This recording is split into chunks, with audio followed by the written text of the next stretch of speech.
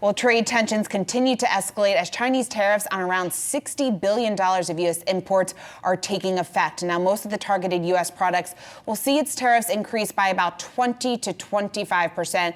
Now, the footwear industry, though, is fighting back. Now, they're fighting back on the additional $300 billion of tariffs on Chinese imports. Now, they're pushing back, saying that over 170 brands have actually signed a letter to President Trump to, quote, immediately remove footwear from the most recent tariffs list on China. Now, joining us now is Matt Priest. He's president of the Footwear Distributors and Retailers of America, along with Peter Bragdon, EVP and Chief Administrative Officer at Columbia Sportswear.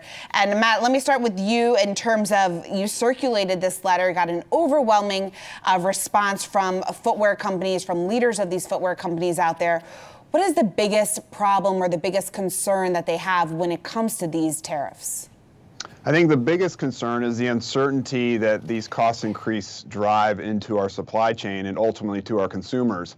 We already pay $3 billion in duties a year, and so this notion that this would just, that we're not paying duties like other consumer goods and this would just be an add-on, we know far too well what the impact is of increased costs on our consumers, and so we wanted to alert the president and a vast array of support from the industry to the fact that we already pay such a high duty rate, and that will drive up costs for our consumers. Peter, how big of a problem are tariffs specifically for Columbia? Because I was going through some of your numbers, and it looks like that China represents about 20% of the total imports that you have into the U.S. Is that right? Yeah, it's actually a little less than that. And I would say the first round of tariffs had a very narrow small impact on us. It was not a lot of our products, but if things were expanded to all products, then as Matt was saying, that's a very significant thing for the industry, and it's a more significant thing for us. And just to echo what Matt was saying, I mean, from where I'm sitting, this is a bit like Herbert Hoover's policies on steroids. And this, because we've been struggling with these kind of tariffs significantly since the 1930s. So when you take a tariff, we have some as high as 37.5%, and you put 25% on top of that, that is just untenable. It's a huge tax on the American people. And talking about that tax on the American people, what was interesting is Peter Navarro was out earlier today saying that the consumers won't need to pay for these additional tariffs, that it will actually be held up by the companies will actually embrace all of these tariffs. So, Peter, it sounds like that just simply isn't true, and you're going to be forced to pass along some of these tariffs to the consumer. Well, instead of predicting the future, I think we can just look to the past and see what's happened. As I said, our industry has had this in some significant tariffs, double-digit, in place since Hoover signed them into law in the 1930s, and those have been built into the price. And what I would say to somebody who's saying that, if before you take a stand on tariffs, look at your feet and look at what the taxes are on the shoes you're already wearing. And as Matt could tell you, there's some shoes that would have a tax as high as 100%. There's no company that could bear that. And speaking of what companies could do, Matt, I mean, there's been talk about how you can move production back to the U.S. That's obviously President Trump's goal. In a lot of these cases, how realistic is it that a lot of these companies will, in fact, be able to do that? It is entirely unrealistic to think that we have the infrastructure, the capability, and the wage rates that would meet the demand of 320 million consumers.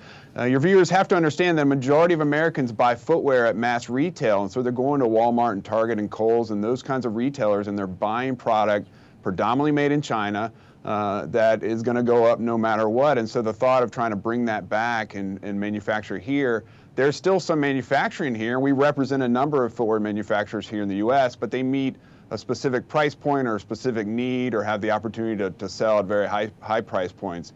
But for the vast majority of Americans, they cannot afford that kind of production costs here in the United States. And that's why the industry, in spite of the tariffs, we have tariffs in place for 90 years, as Peter talked about.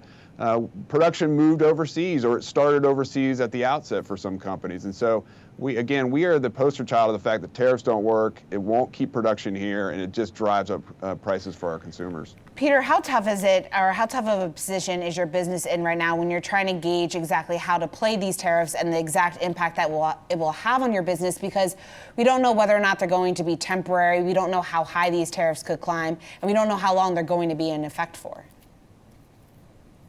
Yeah, I think what you're highlighting is exactly what we're particularly concerned about, is just the uncertainty and the shifting policies. I haven't checked my phone in the last 10 minutes, but U.S. policy could have changed in that time frame. It's that fluid, and no business can plan around that. And so it's a real distraction for management, and it makes us have to rethink all of our investments as we move forward because we're not sure what's going to happen. That said, we're a very strong company with a strong balance sheet. We've got a very flexible and diverse source base, manufacturing in a lot of different countries.